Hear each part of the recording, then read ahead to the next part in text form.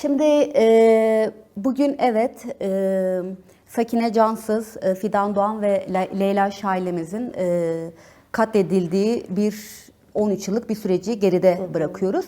Ama aslında ben hem bu üç kadın arkadaşla birlikte bu süreçte birçok kadın aslında katledildi. Bu katliamlarla birlikte aslında kendileriyle beraber bazı kırılmalar da getiriyor. Hem bu kırılmaların içeriğini biraz değerlendirmenizi hem de neden özellikle bu kadınların hedef gösterildiğini bize açıklar mısınız? Öncelikle konuşmama başlamadan önce tüm Medya Haber TV izleyicilerini saygıyla selamlayarak başlamak istiyorum ve Fransa aynı zamanda hem devrimlerin hem komünlerin aynı zamanda birçok savaştan kaçan kadınlara da ev sahipliği yapmış yerlerden bir tanesi.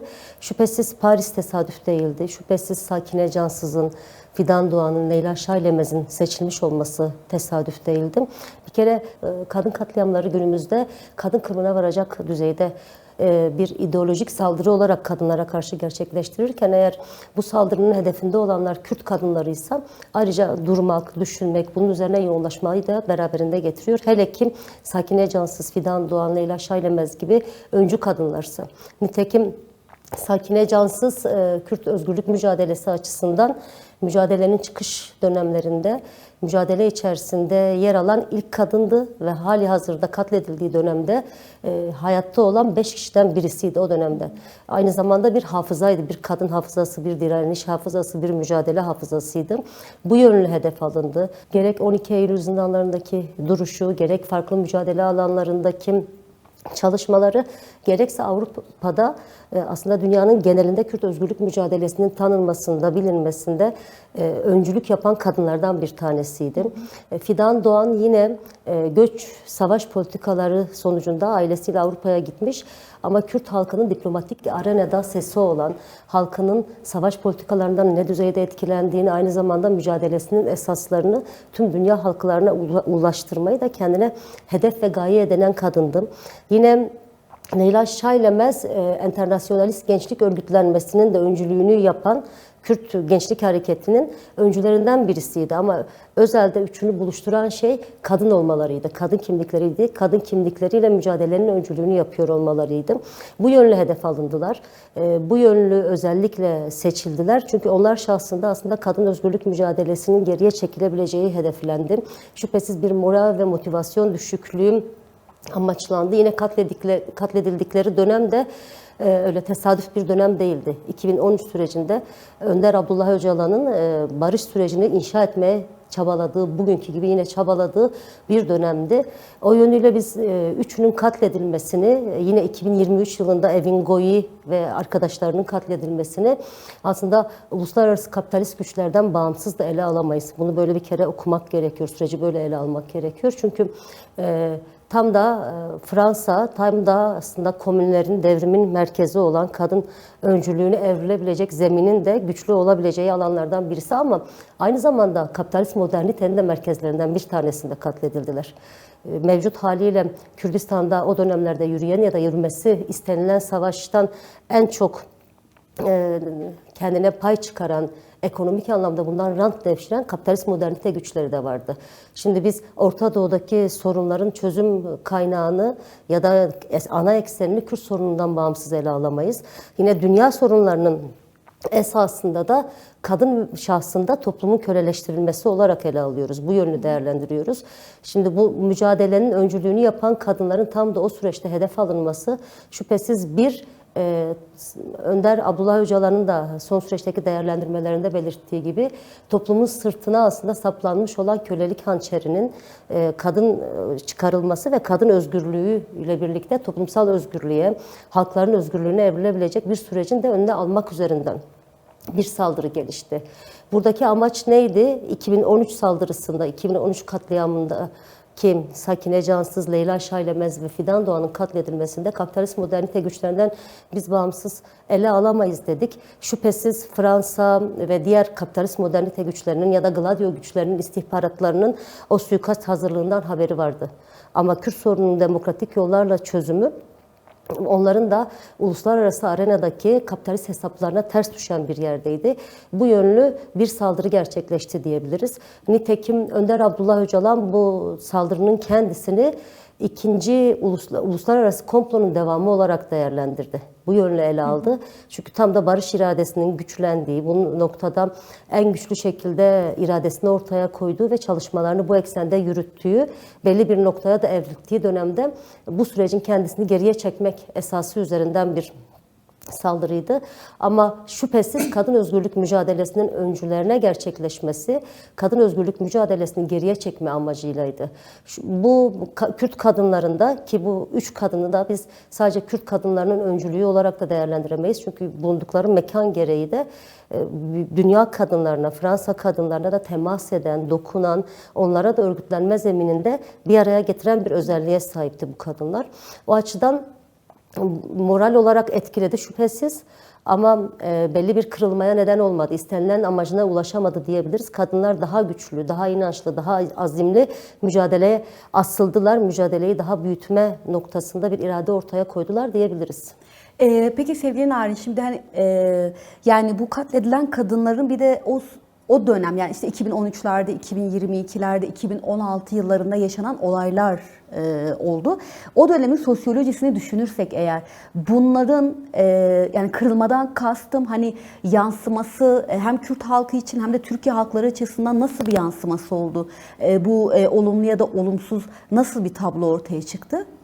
2013 yılında 3 kadın devrimcinin Paris'te katledilmesiyle birlikte az önce de belirttiğimiz gibi aslında ilerleyen sürece dönük bir darbeydi.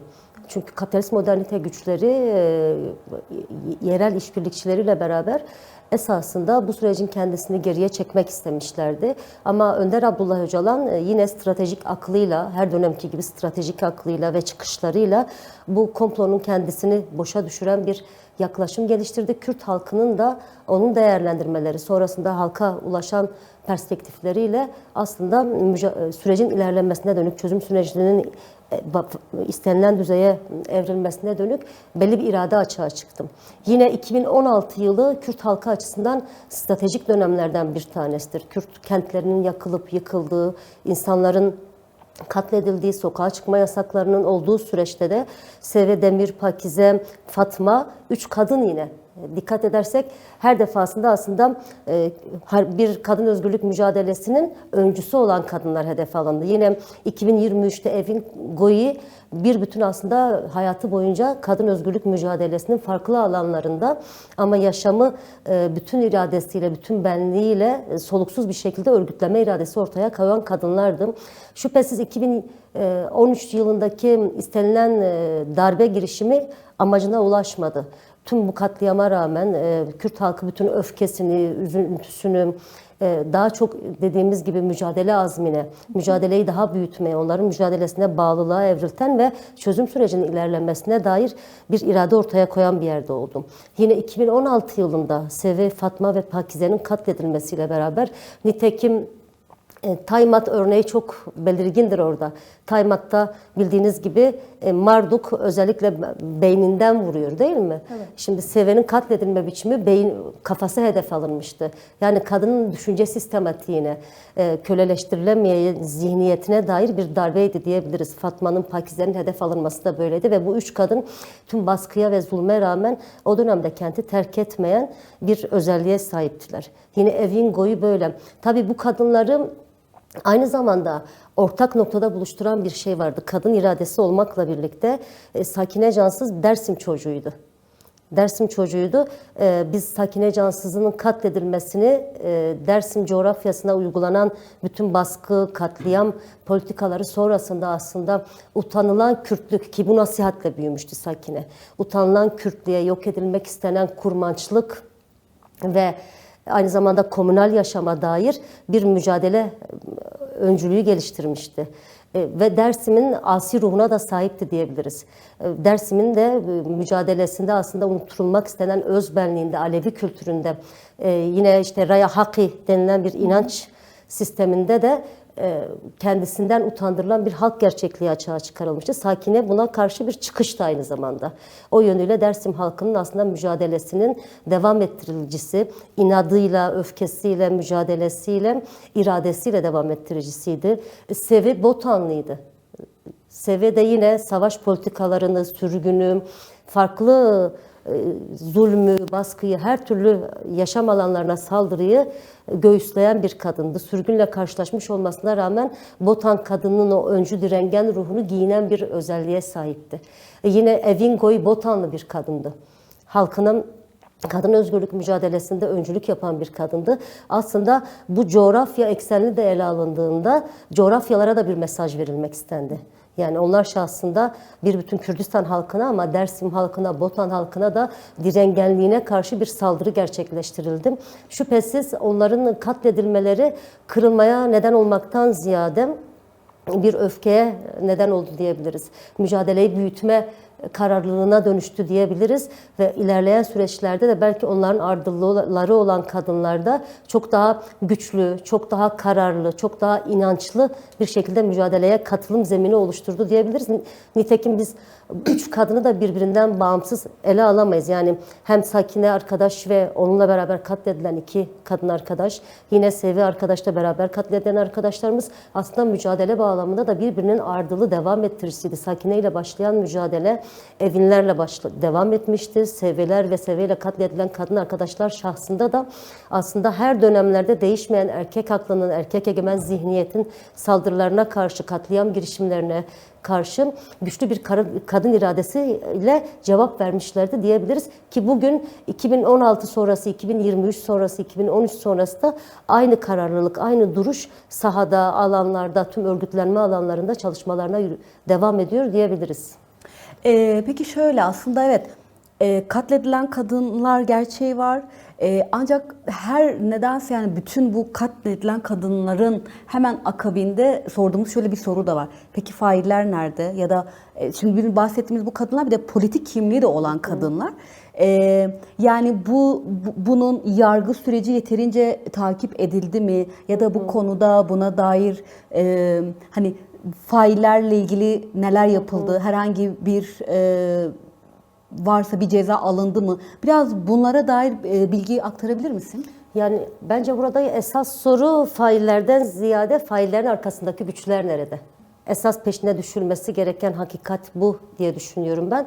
Çünkü oradaki faillerin ya da katliamı gerçekleştiren kişilerin işin beyni olmadığını hepimiz çok iyi biliyoruz. Nitekim 2013 süreci örtbas edilmeye çalışıldı. Sonra zanlının cezaevinde hayatını kaybettiği söylendi. 2023 keza öyle. 2016'da Sevelere dair gerçekleştirilen vahşice katliam sonrasında herhangi bir yargılama yaşanmadı. Bu yönüyle yüzeysel kimi davalar devam ettirildi faillere dönük belki ama işin özüne inen, işin beynine, faillerin arkasındaki karanlık güçleri, odakları, daha doğrusu çözüm süreci, Kürt halkının özgürlüğüne karşı bu kadar bilenmiş olan güçleri açığa çıkaran bir irade ortaya konulmadı diyebiliriz. Bu yönüyle de aslında Fransa'da gerçekleşen katliamlara karşı tam da bir önceki sorunuzda söylediğim gibi kapitalist güçlerin nedenli bu işin merkezinde olduğu ortaya çıktı. Gladio güçlerinin bu nedenli bunun merkezinde olduğu ortaya çıktı. Yine Sevelerin katliamında faillere dönük herhangi bir yargı sürecinin işletilmemiş olması, herhangi bir ceza uygulanmaması, nitekim cezasızlık politikası sadece bu kadınlar şahsında değil, bir bütün ülkenin genelinde de, Türkiye'de de her kadın katliamında aslında cezasızlık politikalarıyla neredeyse ödüllendirilen cezalarla failler karşı karşıya kalıyorlar ama bu 3 olayın kendisini çok bağımsız ele almak gerekiyor. Yani Kürt sorununun çözümüne, çözüm iradesine dönük bir darbe girişimi olarak ele aldığımız için faillerin yargılanmaması ya da yüzeysel davalarla sürecin geçiştirilmeye çalışılması da aslında Kürt sorununun çözümünün kimlerin işine gelmediğini, kimlerin rantının, kapitalist hegemonyasının da aslında aleyhine bir süreç işletilmesi demek olduğunu çok açık bir şekilde görebiliyoruz diyebilirim. Sevgili Narin, hani şöyle aslında biraz soracağım soru bu konuyla ilişkili olduğu için birazcık daha bu kısmı açmak istiyorum. Az önce kendinizin de ifade ettiği hani evet sakinelerden hemen sonra işte seviyelerin gelmesi, hemen akabinde evinlerin gelmesi gibi aslında birbirinin bir ardılları kadınlar oluyor. Ama şimdi birazcık da günümüz kadınlarına yani 2026'daki kadınlara baktığımızda yani hem bugünün kadınına hem de bundan sonraki dönem veya kuşağın kadınına yansımaları nasıl olacak? Ya şüphesiz Sakine'nin zindan mücadelesini biz bugüne kadar gelen kadın özgürlük mücadelesinden bağımsız ele alamayız. Yine 2016 yılındaki Sevelerin katledilmesi ve onların mücadele arkadaşlarının mücadeleyi daha da büyütmesinden bağımsız ele alamayız. Evinlerin katledilmesiyle birlikte aslında onların ardılı olan kadınların daha inançlı mücadeleye asılmalarından bağımsız ele alamayız ama katliamlar devam etti. Katliamlar sonrasında da gerek Jina Amini, gerek Nagihan Akarsel, gerek Gülistan Tara ve yoldaşları bir bütün aslında kadın öncüler bağlamında katliamlar devam eden bir yerde oldu. Her bir katliamla da aslında bizlere bırakılan hafıza da hedef alınmaya çalışıldı.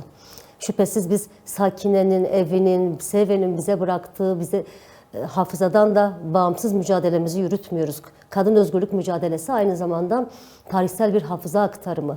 Sara nasıl ki zindanda, dışarıda her temas ettiği kadında bir iz bıraktıysa ve bugün binlerce kadın onun yolunda mücadele yürütüyorsa yine evin tüm mücadele yaşamında Rojava'dan Türkiye'ye ve farklı alanlara en son Avrupa'da mücadele alanlarında bir hafıza aktarımı yaptıysa, Seve kendi çalışma alanlarında bunu yaptıysam bugün binlerce kadın aynı hafızayla devam ediyor. Şüphesiz orada hedeflenen kadın özgürlük mücadelesinin öncüleri ama onların aynı zamanda devam ettiricisi oldukları bir miras da var. Binlerce yıldan gelen bir mirastı. Saldırılar devam edecek. Bugün biz demokratik toplumun inşasını tartışıyoruz. Demokratik toplumun inşası halinde bile erkek egemen bakış açısına karşı kadın özgürlük mücadelesi devam eden bir yerde olacak. Çünkü inşa edilmiş bir erkeklik var. Bu inşa edilmiş erkeklik karşısında bir özgürleşme mücadelesi var. Nitekim son manifestosunda Önder Abdullah Öcalan bunu binlerce yıldan gelen aslında kastik katile karşı komünal toplumun mücadelesi olarak ele alıyordu. Ve bu uzunca bir dönemde devam edecek. Hepimiz bunun bilincinde olan bir yerden kadın özgürlük mücadelesi yürütüyoruz. Ama bu mücadeleyi yürütürken de toplumun köleliğinin az önce de belirttiğim gibi dünyanın temel sorunlarından bir tanesi aslında kadın şahsında toplumun köleleştirilmiş olması sorunu. Bu yönlü de her bir kadının bulunduğu bütün mekanlarda bu mücadelenin devam ettiricisi olacaklar. Şüphesiz tüm saldırılar bu cinayet boyutunda olmasa da farklı saldırı boyutlarıyla devam edecek.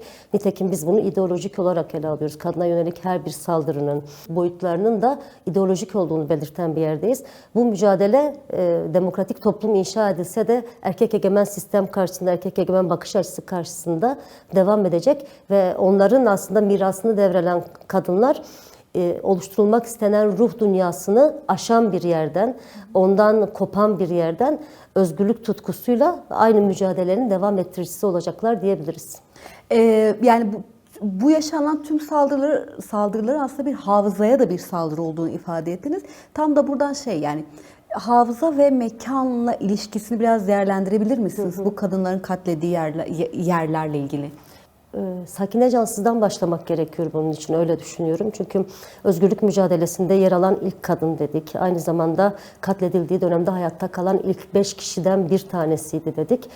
Sakine Cansız coğrafyasından da esinlenerek aslında Dersim'e dair bütün tarihsel yok etme ki biz bu tarihsel katliam girişimlerini sadece Dersim katliamı üzerinden de ele almıyoruz. Nitekim Önder Abdullah Öcalan'ın son manifestosunda Dersim, Bingöl, Elazığ hattında aslında kurmançlığa ve komünal yaşama karşı binlerce yıllık bir saldırı tarihini anlatıyor, uzun uzun açıyor. Bunun üzerinden Sakine Cansız orada tam çıkmışken Dersim coğrafyasında aslında unutulmak, aştırılmak istenen raya hak inancını, yine kurmançlığı savunan bir yerden Dersim'de, Bingöl'de, Elazığ'da o mekan üzerinden örgütleme çalışmalarını yürütüyor. Sonra Elazığ'da arkadaşlarıyla beraber tutuklanıp Ahmet zindanına getirildiğinde aslında Kürt halkının bitti denilen özgürlük arayışının belki de tarihin en ağır işkencelerinin, insanlık dışı, insanlık onuruna yakışmayan işkencelerinin, insanlıktan nasibini almamış, yani tanımlamak biraz zor o dönemi, o dönemde yaşanılan işkenceleri. Bütün bunlara karşı o zindanı, zindan içinde zindan yaratma halini de direnişle cevaplıyor ve karşılıyor.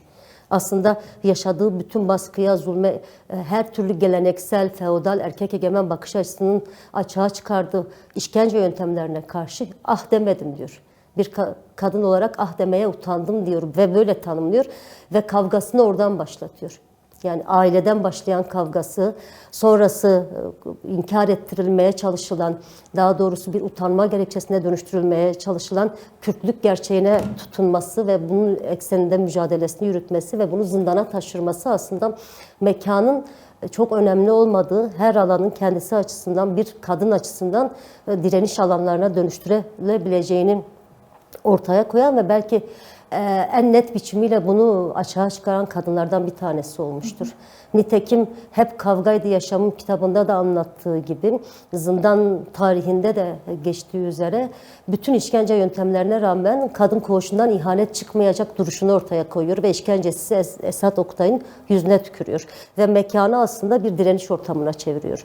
Sonra yönünü farklı alanlara veriyor. Gittiği bütün alanlarda aslında o Dersim'in asi ruhunu, asaletini, direncini, inancını bileyerek daha fazla katılıyor çalışmalara.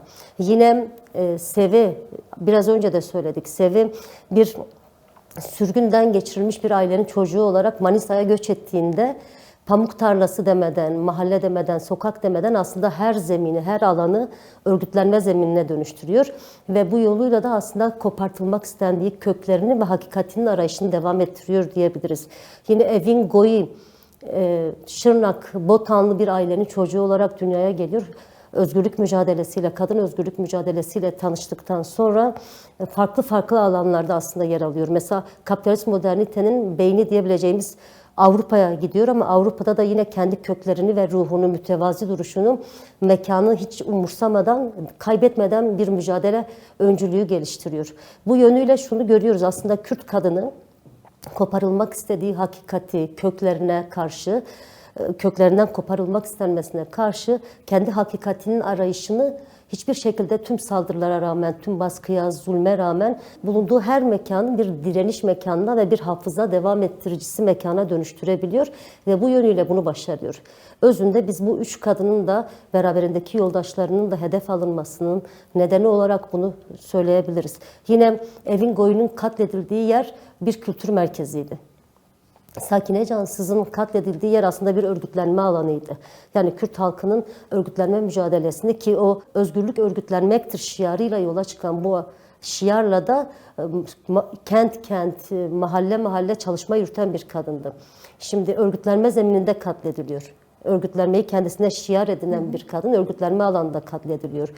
Kürt halkına dair tüm asimilasyon politikalarına karşı Evin Goyu aslında Kürt kültürünü aştırılmak istenen, unutulmak istenen Kürt kültürünün Avrupa'da da yaşatıldığı bir alanda katlediliyor. Sevi Demir bütün yaşadığı baskıya, zulme, asimilasyon politikalarına rağmen mekan ayrımı yapmaksızın kendi hakikatiyle hiçbir zaman kopmadan bütünlüklü yaşıyor. Ana dilinden, Kürtçe'de ısrarından vazgeçmiyor. Bu da bize şunu gösteriyor. Mekanın ne olduğu, neresi olduğu hiç önemli değil. Bir dağ başı da olsa, bir zindan da olsa, mahalle de olsa, tarla da olsa, fabrika da olsa aslında hakikatle buluşma çabası kişiyi kendi özüyle ve kökleriyle buluşturuyor ve direniş alanına dönüştürülebiliyor denebiliriz. Yine Fidan Doğan insansızlaştırılmaya çalışılan bir coğrafyanın çocuğu aslında. Göçertme politikalarıyla yurt dışına gitmek zorunda kalan bir ailenin ama aynı zamanda Alevi unutulmaya çalışılan Raya Hakk'ın aslında devam ettiricisi olan kadınlardan bir tanesi Fidan Doğan'da. Tüm sürgün politikalarına rağmen gittiği Avrupa'da da kendi hakikatiyle buluşan, hakikatinin evrenselleşmesi için mücadele yürüten bir kadın. Bu demek oluyor ki bir birey, bir kadın, eğer bu kadınsa özelde, çünkü toplumun hafıza devam ettiricisi de kadında merkezleşiyor. Kadın üzerinden devam ediyor bilindiği üzere. Fidan Doğan gittiği tüm ülkelerinde de Kürt halkının özgürlük mücadelesini Alevi kadını olarak, bir diplomat olarak aslında toplumsallaştıran, uluslararası düzeyde de bunu inatla yürüten bir öncüydü. Bu yönlü hedef alındı. Yine Leyla Şaylemez göç politikalarıyla, savaş politikalarıyla Mersin'e gitmek zorunda kalmış ama Avrupa'ya giden bir ailenin çocuğuydu. Orada kendi hakikatinden kopmadan, coğrafyasından, toprağından kopartılsa bile özünde kendi mücadelesini, kendi köklerinin arayışını devam ettiren bir Kürt genci olarak çalışmalardaydı. Bu yönlü şunu bir kez daha görüyoruz.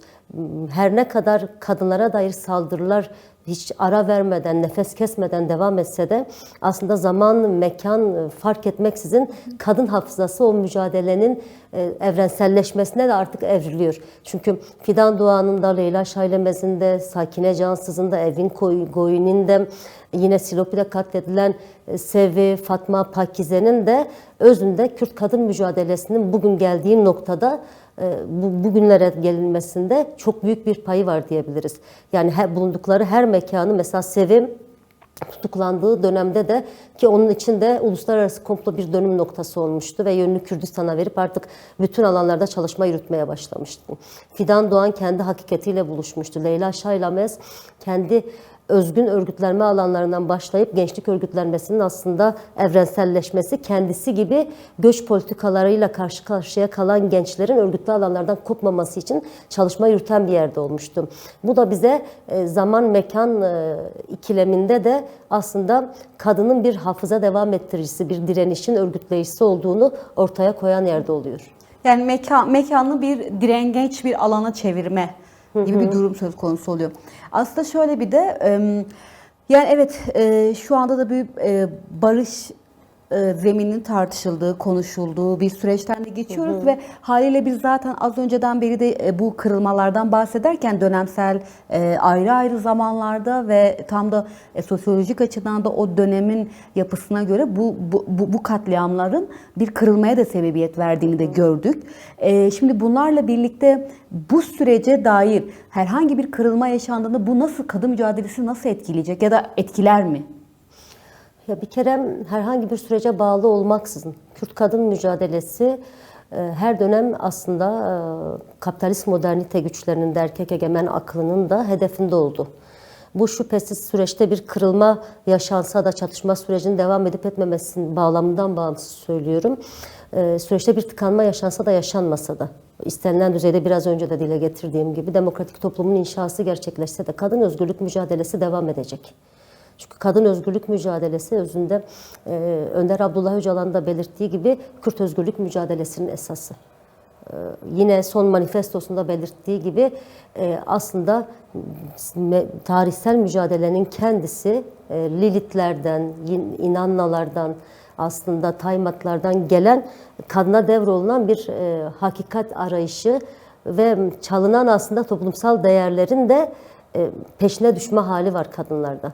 Bu yönüyle çatışma sürecinin devam edip etmemesi çok önemli değil. Şüphesiz her birimiz, her bir Kürt kadını Önder Abdullah Öcalan'ın başlattığı bu sürecin başarıya ulaşması, demokratik toplumun inşası ve komünal bir yaşam bulması için mücadele edeceğiz ama bu mücadelenin kendisi hali hazırda süreç tıkansa bile evrensel bir düzeye ulaştı. Saralarla başlayan, Sara'nın tek kadın olarak başlattığı tüm erkek egemen akla, saldırılarına karşı hiçbir gün ah demeden aslında devam ettirdiği mücadelesi bugün milyonlarca kadınla devam eden bir yerde. Nitekim biz Kürt kadın devrimi merkezi Kürdistan'da olsa, Kürt kadın devriminin çıkış noktası bugün bunun dünya kadın devrimine dönüşme halini tartışıyoruz. Yine Jinjiyan Azadi felsefesi tek kadın Sara'yla başlasa da bugün binlerce, milyonlarca kadının aslında dilinde dünya kadın devrimine dönüşmesi yönünde bir yaşam felsefesi haline geldi. Bununla beraber bugün kadın konfederalizmini konuşuyorsak, 21. yüzyılın kadın yüzyılı olacağını bir bütün evren kadınları olarak, dünya kadınları olarak tartışıyorsak ve bunun öncülüğünü biz yapıyorsak, bu aslında sürecin kırılıp kırılmamasından bağımsız. Kadın özgürlük mücadelemizin nasıl aslında bir bütün dünya kadınlarının yolunun rehberi haline geldiğini, yolunu aydınlattığını, aslında Sakine'nin 12 Eylül zindanında yaktığı meşalenin, o direniş meşalesinin bugün bir bütün dünya kadınlarının elinde dolaştığını gören bir yerdeyiz. Nitekim Sara'nın hedef alınmasının nedenlerinden bir tanesi de buydu. Yani bu yönle ele alabiliriz. Sara'nın, Rojbi'nin, Leyla'nın hedef alınması, yine Evinler'in, Sevelerin hedef alınmasının nedenlerinden bir tanesi buydu. Kürt kadın mücadelesinin aslında dünya kadınlarına rehber olmasıydı. Onların mücadelesinin hala kararla, inançla devam ettiricileri tarafından evrenselleşmesiydi. Bu yönlü sürecin kırılmasına bağlı olmaksızın, ki tekrar edelim, Önder Abdullah Öcalan'ın başlattığı sürecin başarıya ulaşması için bir bütün Kürt kadınları olarak hem Türkiye'de hem Orta Doğu'da hem dünyada internasyonel komünal birliğin sağlanması için bütün gücümüzle, bütün azmimizle çalışmalarımızı yürüteceğiz ama sürecin kırılması halinde de kadın özgürlük mücadelesi büyüyerek devam edecek. Çünkü toplumsal özgürlük mücadelesinin de özünde, merkezinde kadın özgürlük mücadelesi var diyebiliriz. Sevgili Narin, aslında şöyle, hani zaten program boyunca da anladığımız kadarıyla yani aslında mücadele eden, öncü olan kadınların hedef gösterildiğini de görüyoruz. Hı hı. Evet, bu kadınların büyük mücadeleler verdiğini de biliyoruz. Ama şöyle bir şey de var. Bu mücadele veren kadınların, evet, failleri aslında kişi, birey olarak da şey yapmıyoruz. Hani bir sınıflandırmaya koymuyoruz. Çünkü evet, bunun arkasında daha büyük güçlerin olduğunu da ifade ettiniz ama şimdi burada mücadele hattı da çok önemli oluyor. Yani buradan belki de hem bizi izleyen kadınlar için nasıl bir mücadele örülmesi gerekiyor? Yani bu sadece Kürt kadınların nezdinde de, yani bütün kadınların nasıl bir mücadele yürütmesi gerektiğine ilişkin değerlendirmede bulunabilir misiniz? Şimdi belki Sara arkadaş üzerinden gitmek gerekiyor. Başta Sara arkadaş mücadelede başlamasıyla beraber aslında yaşadığı tüm saldırı alanlarına rağmen 40 yılı aşkın bir devrimci pratiğin sahibiydi. Uluslararası anlamda bir önderdi. Yine mevcut haliyle mücadelenin kadın öncülüklü mücadeleye evrilmesinde önemli bir role sahipti. Yine Evin Goyu onun devam ettiricisi olarak mücadelede yer alan kadınlardan bir tanesiydi aslında. Sara'nın mücadele ruhundan etkilenen kadınlardandı. Fidan, Leyla, Sevi, bunlar hepsi bu mücadelenin kendisini büyüten kadınlardandı. Şüphesiz bu yönüyle Sara ile başlayıp Sevelerle, Evinlerle, Fidanlarla, bütün yoldaşlarıyla devam eden bu mücadele bugün mesela Rojava'da da Jinjiyan Azadi devrimiyle kadın öncülüklü bir devrim yaşanıyor. Ve bu felsefeyi kendine esas alıyorlar. Bizler açısından da mücadeleyi daha çok büyütmek, özellikle gerek Türkiye'de Türkiye feminist hareketleriyle, kadın mücadele alanlarıyla ortak mücadele hattını genişletmek, gerek internasyonel anlamda aslında Fidanların, Saraların, Evinlerin açtığı o internasyonel ortak kadın mücadele hattını ve ruhunu güçlendirmek ve bunu internasyonel birliğe evriltmek biz kadınlar açısından tarihsel bir sorumluluk. Onu bir kere belirtmemiz gerekiyor. Nitekim Jinjiyan Azadi felsefesi bugün dünya kadın devriminin aslında mayasını oluşturan bir yerde. Yine Dünya Kadın Devrimi ya da Kadın Manifestosunu, Kadın Özgürlük Manifestosunu da aslında evrenselleştiren bir yerde. Bu yönlü her birimizin mücadele alanlarına sıkı sıkıya asılması, Saralardan devralınan meşaleyi, mücadele ruhunu aslında daha kararlı, mücadeleyi daha çok büyüten, her bir sokakta, her bir mahallede komünleri inşa eden bir yerden, kadın komünlerini, emek komünlerini, dil komünlerini, kültür komünlerini inşa eden bir yerden komünal topluma evrilten bir mücadele hattı örmek gerekiyor. Nitekim demokratik entegrasyon süreci önümüzde, bunun öncülüğünü de kadınlar yapacak. Çünkü içinde yaşadığımız ülke ne yazık ki erkek egemen bakış açısının hakim olduğu, erkek egemen kodlarıyla yönetilen bir ülkeden bahsediyoruz ki Orta Doğu coğrafyasının geneli böyle. kadın bakış açısını, kadın ruhunu, kadının inancını, kadının direncini ve aslında kadının inşa ettiği, var ettiği toplumsal değerleri tekrardan açığa çıkarmak her bir kadının omuzlarında tarihsel bir sorumluluk olarak duruyor. Bizlerin omuzlarında da duruyor. Bu yönlü örgütlenme alanlarını güçlendirmemiz, kadın özgürlük mücadelesini büyütmemiz, kadına yönelik şiddetle, kadın cinayetleriyle mücadelemizi bir bütün alanlarda, gerek Türkiye'de, Türkiye kadınlarıyla, gerek internasyonel ağlarda, internasyonel kadınlarla büyütmemiz ve aslında bize devredilen mücadele bayrağını, mücadele meşalesini onların inancı ve direnciyle istenilen aşamaya ulaştırmak hepimizin tarihsel görevidir diyebiliriz. Sevgili Nardem, programımızın da sonuna doğru geldik. Böyle birkaç cümleyle son değerlendirmelerinizi alalım. Şüphesiz Sara, Fidan, Leyla, Evin, yine Sevi, Pakize, Fatma bizlere mücadeleleriyle büyük bir onur payesi bahşettiler. Onu bir kere belirtmek gerekiyor. Rojava'da gerçekleşen kadın devriminin de öncülerindendi. Nitekim Evin Rojava devrimine de yönünü veren kadınlardan biriydi.